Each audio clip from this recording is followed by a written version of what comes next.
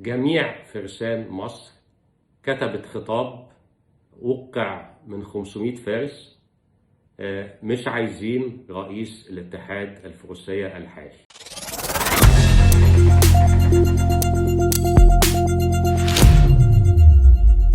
أهلا بكم. النهاردة في كشف حسابنا عايز أتكلم على انتخابات الاتحادات الرياضية في مصر والطريقة اللي بتتم بيها، وما يسمى بتعظيم دور الجمعيات العمومية.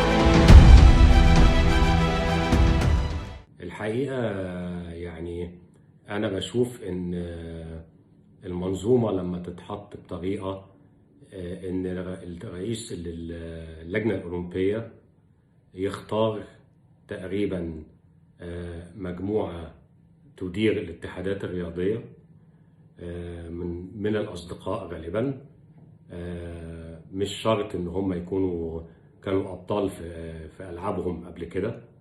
هم مجرد بيكونوا في ولاء وفي صداقة وفي مصالح مشتركة وتعاملات ما بينهم كلهم، أكاديميات رياضية وأندية رياضية وما شابه يعني. وبرضه من جزء كبير جدا ليه دعوة بالشركات الرعاية الرياضية. فبنفاجأ بأن دايما أي رئيس اتحاد بيجي أول حاجة بيعملها بيكون على سبيل المثال يعني وليس الحصر يعني. أول حاجة بيعملها لو هو الاتحاد بتاعه الانتخابات بتاعته بتدار مثلا من 5 هيئات أو 10 هيئات أو أندية يعني، هم اللي بيكون لهم حق التصويت. أول لما هو بيخش يقعد في مكانه أول حاجة بيعملها إنه هو بيضاعف هذا العدد. يروح بقى إيه لنادي تحت السلم يديله أدوات من بتاعة اللعبة، أيا كان بقى مضرب ولا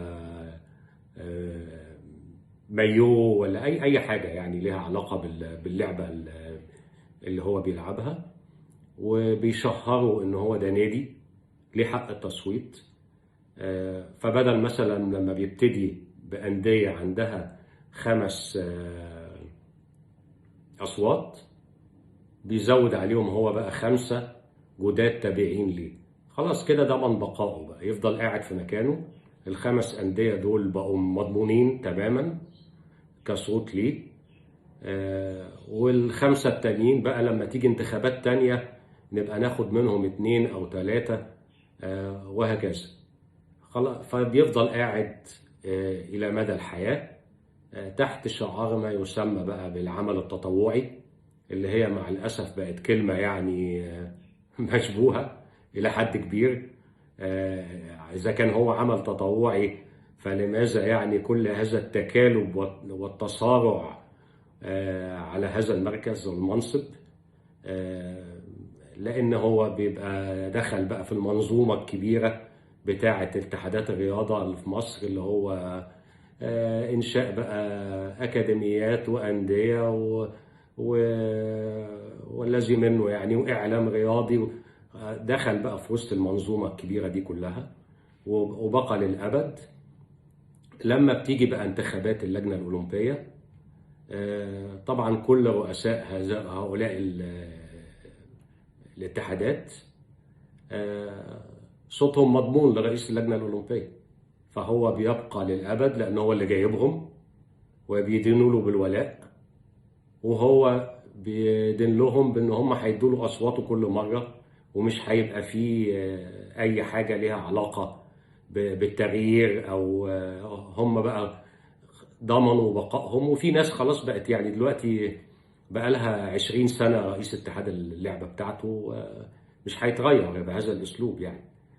هيفضل هو هتفضل نفس الوجوه بيدافعوا على مصالح بعض وعلى كراسي بعض.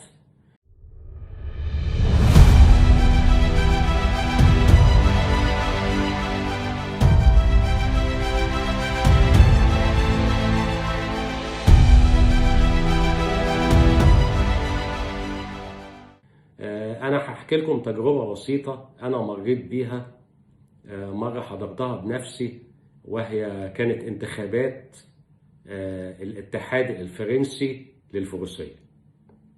كان قبليها بشهرين المرشح لهذا المنصب، من أحد المرشحين لهذا المنصب، فارس أولمبي، كان حصل على الميدالية الفضية، اسمه بيير دوران. بيير دوران كان عنده حصان مشهور جدا اسمه جابلوب، كسب بيه حاجات كتير جدا، منها فضية الأولمبياد. رشح نفسه بعد الأولمبياد مفيش بشهر، نزل من على حصانه ورشح نفسه.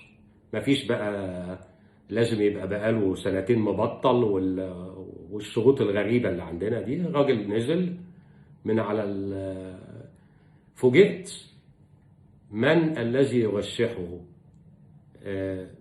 الفرسان الدرجة الأولى اللي هم بيشاركوا باسم فرنسا في بطولات الأمم. الفرسان مش بس دولي، يعني دولي على أعلى مستوى. الفرسان زمايله هم اللي بيرشحوه، وكسب الانتخابات وبقى هو رئيس اتحاد الفروسية الفرنسي بيير دوران. التجربة دي بقى أنا شفت قصادها هنا في مصر تجربة أخرى. كان في الاتحاد الفروسية المصري من تقريبا من 10 سنوات، جميع فرسان مصر كتبت خطاب وقع من 500 فارس، مش عايزين رئيس الاتحاد الفروسية الحالي اللي هو مازال باقي إلى اليوم. كل الفرسان أكثر من 500 فارس وقعوا على هذا الطلب، ولكن هيئاتهم أو الأندية بتاعتهم بالإجماع ادوا أصواتهم بالكامل لرئيس اتحاد الفروسية الحالي، متجاهلين وضاربين بعرض الحائط رأي فرسانهم. وهو النظام في مصر أصبح عارف إن هو مش مهم أي رئيس اتحاد، مش مهم رأي اللاعبين. اللاعب مع الأسف في مصر بيداس بالحذاء، رأيه لا يعني أي شيء. فبالتالي هو بالنسبة للمسؤول أو رئيس الاتحاد بتاعه في أي لعبة بتاعته ملوش أي قيمة. هو بالنسبة له مش هو ده اللي هيديله الصوت، بالنسبة له هو يعني عامل علاقات تشاركية رياضية بزنسية مع رئيس الاتحاد بتاع الألعاب اللي هيديله صوته في الآخر. واللاعب في الآخر ليس له أي ثقل، هو هيداس وهيتاخد رأي اللي فوقيه، وتبقى المنظومة كما هي بلا تغيير بنفس الوجوه ولنا الله. وتحت شعار العمل التطوعي اللي هم مموتين نفسهم عليه إذا كان تطوعي يعني. أنا بقترح يعني حل من اتنين: يا إما اللاعب في الانتخابات بتاعة اتحاده يبقى له صوت بصورة أو بأخرى، يا إما قصة العمل التطوعي دي اللي أثبتت فشلها بالطريقة اللي احنا شايفين الرياضة رايحة إليها تتغير. يبقى الاتحادات دي بتيجي مش بالانتخابات العادية اللي احنا نعرفها، اتحادات معينة من أبطال اللعبة الحقيقيين. انت لو عملنا إحصاء على جميع الاتحادات الرياضية في مصر مش هتلاقي يعني يمكن اتحاد أو اتنين اللي رؤسائهم بالكتير كانوا أبطال في لعبتهم. الباقي كلهم من ناس كانت يعني ميديوكرز، يعني ناس كانوا بيلعبوا الرياضة دي درجة رابعة وخمسة. يعني هم دول رؤساء الاتحاد اللي بيتحكموا في الرياضات كلها. الحل الآخر إن يكون في تعيين مدفوع الأجر من ناس محترفة تحاسب. ما هو أنا لما أدفع له مرتبه بحاسبه على النتائج، وبقول له أنت عملت كذا ونجحت في كذا وما نجحتش في كذا. بيكون هذا الطريق أفضل بكتير من قصة التستر ورا كلمة العمل التطوعي وانتخابات معمولة بالطريقة اللي أنا شرحتها دلوقتي بمنتهى البساطة المعلومة للقاسي والداني، إن هي ما بتطلعش في الآخر غير نفس الشلة اللي هي أصحاب نفس المصالح. وكده الرياضة في مصر لن يقوم لها قائمة. كل ما يعنيهم مصلحتهم الخاصة من إقامة أندية ومن إقامة أكاديميات والسيطرة على مليارات. لكن اللاعب نفسه والرياضي نفسه المفروض كل المنظومة دي قائمة لصالحه.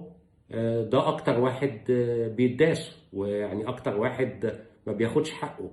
ولما بيكون في قدوة، القدوة دي طبعا بيداس عليها علشان خاطر ده واحد هيبقى بيسبب وجع دماغ. يعني مش عايزين حد من هم أصحاب اللعبة نفسها يبقوا هم اللي بيتحكموا فيها.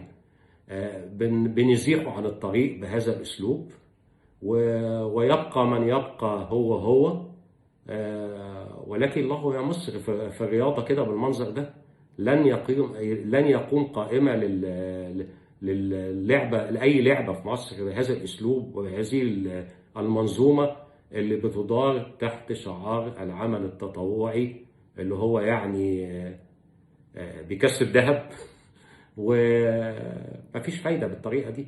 لازم يكون في نظرة أخرى للرياضة في مصر، إن الرياضي الحقيقي البطل القدوة، وإلا سيصاب شباب مصر اللي هم بيمثلوا 60% من تعداد مصر بالإحباط لما يشوفوا إن هو يطفش بقى على بلد تانية عشان خاطر يعرف ينبر وياخد حقه، ويبقى هنا أصحاب الحظوة وبس الناس اللي هي يعني ولاد فلان وولاد علان وهكذا. أتمنى كل الخير للرياضة المصرية، وأتمنى أن يتغير هذا النظام المعيب اللي هو مش هيوصلنا لأي حتة غير إن هي توصلنا لحتة تحبط كل الشباب، ويعني وتحطيم القدوة. ومفيش يعني بالمنظر ده لن يكون هناك بطل حقيقي أو نظام رياضي حقيقي غير من أصحاب المصالح اللي لا يعنيهم بالمرة من هو البطل وما هي البطولة. كل ما يعنيهم المصلحة الخاصة ليهم. ولك يا مصر السلام.